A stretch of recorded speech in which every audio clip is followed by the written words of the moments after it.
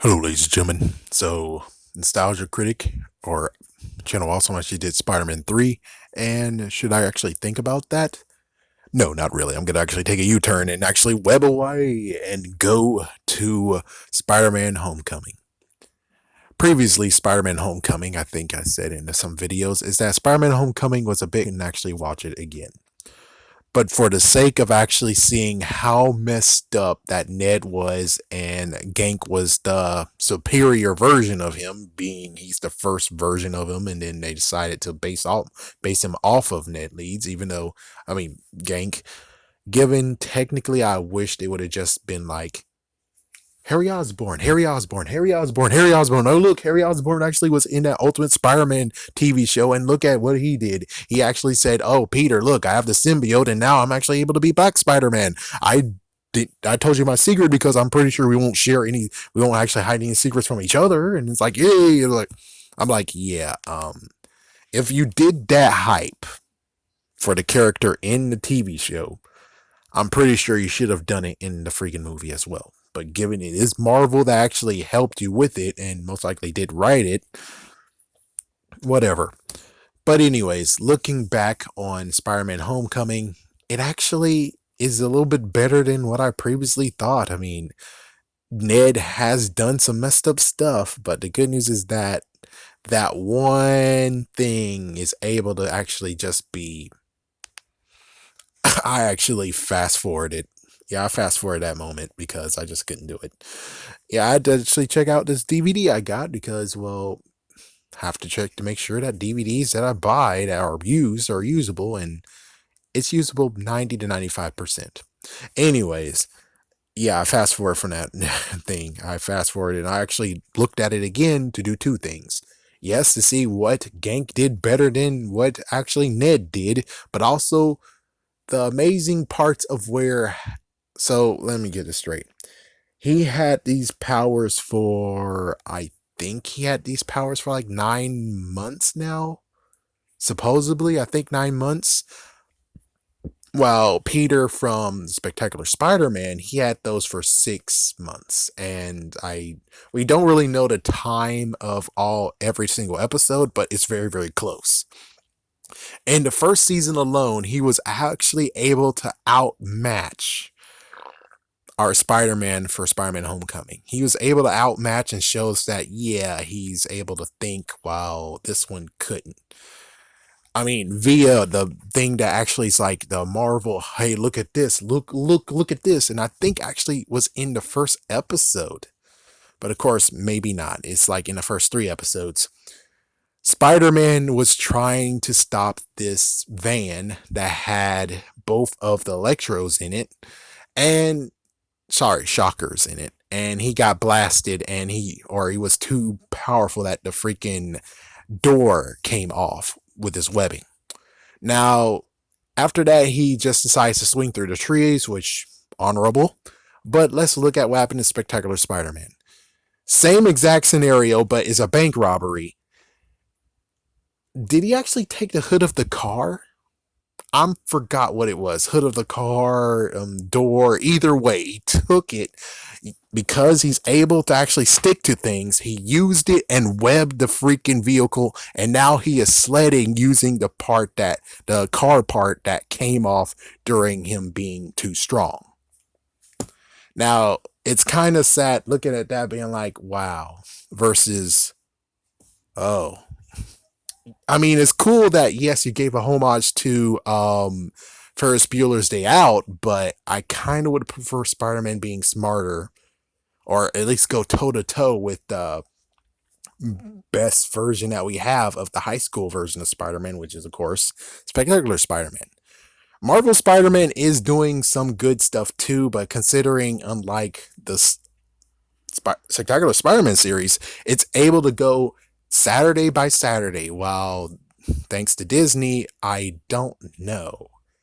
It just comes out of nowhere, and then we don't have any continuity. We don't have actual, we're giving you more episodes. It's more like, oh, more episodes? Okay. And then after that, it's like, when are we going to get more episodes? The first season has actually wrapped up. That was pretty cool. Like the first season, all of itself actually did everything from the previous comics after what happened to One More Day. So they took that whole entire thing and turned that into his high school year, post One More Day, of course, which that was actually interesting. Truly interesting. Now, as for Spider-Man Homecoming, it's like, yes, I bashed it, but the thing is that it actually became good. I actually began to enjoy this one, but it does come with some issues. Because it is a Spider-Man movie, it kind of shows Tony Stark being a little bit of foolish, neglectful. I don't know what you want to talk about, don't want to actually mention it, but it's like, I know it's a Spider-Man movie, but it's like, I think Iron Man should actually have been more hands-on with this. It's like, I get is that Peter has to prove himself in this, but it's like, Tony should have told him that he said, I see what you're doing. I'm able to look in everything that you do. I have all the footage that you've done. So it's like, yeah, he should have had the footage. He should have said he had the footage. He looked through the footage and just see what is Parker talking about? It's like, if you're able to have all the footage from beginning to end, or right now, recent, then you should technically be able to actually look through all the times he's like, okay, just saying.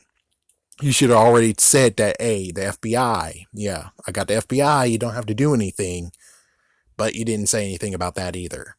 And I think that's about it. That's pretty much about all that it really actually is like that. And it's just the fact of, yeah, Iron Man should have been more hands on, but considering this is a Spider-Man movie, you make Tony look a little bit, yeah. But the movie itself, watching it finally after having a big breath of air, and it's like, just go. At least it's still better than Amazing Spider-Man. And it's kind of funny. It's been years, decades, not a decade. It's like close to a decade that someone actually, that's not even close to a decade. I think I was told in 2015 that there was a director's cut of Amazing Spider-Man. And I've been looking for that high and low. But I think the search actually came to the point of he was saying it would have been a better movie if there was a director's cut. There is not actually a director's cut of Amazing Spider-Man. Oh, that sucks. I was kind of trying to give that movie a second chance by watching the director's cut, so I know for truthfully, if it actually has no feeling, I should not feel any emotions in it, and I'm just dead inside. I don't know. And I can't tell you what's the difference between Spider-Man 3, that was a horrifying show that really actually made me say, oh my gosh, what the frick did I just watch? To the point of where I'm just too horrified to even watch it ever again. To the point of I feel emptiness and I feel nothing for this movie. It's like, yes, it's like, oh my goodness, my kid has turned into Cletus Cassidy. And I want to disown him and I just don't want to look him in the face again. Versus, so we have this kid here.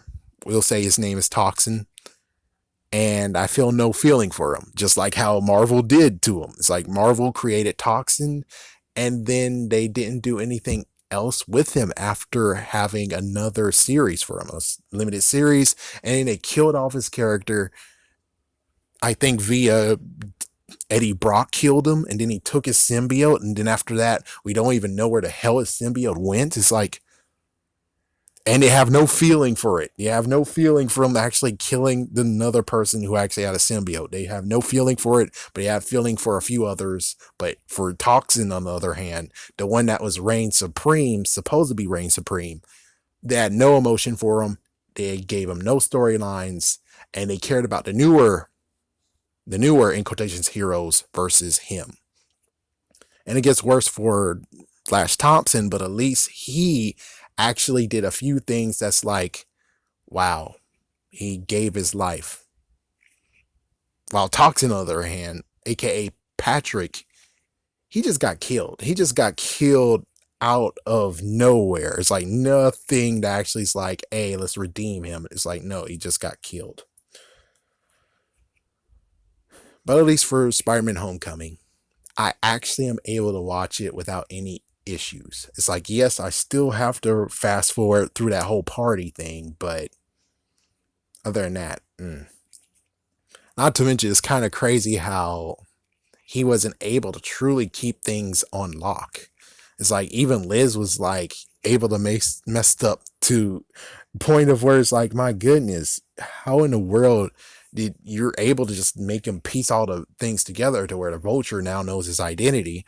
And it's like, oh crap, what's worse is the fact of, oh my goodness, now yeah, if people start piecing the things together, the fact of, so let me get it straight. Vulture might know the identity of Spider-Man, and then they know it's Peter Parker, and then now it gets to the point of where it's like, wait, who did your daughter go to the prom with? Peter Parker. And you're telling me you're too stupid to actually get two together? No, no, no. He's gonna get beaten the frick up. It's like, yeah, Vulture is gonna get beaten the frick up. I'm pretty sure this is gonna happen.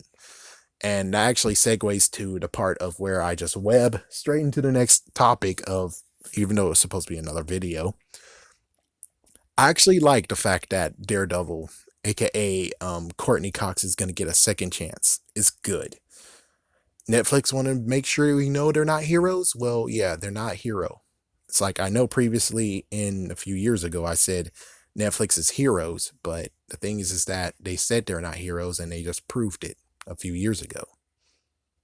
I'm moving out. What do you think about this piece?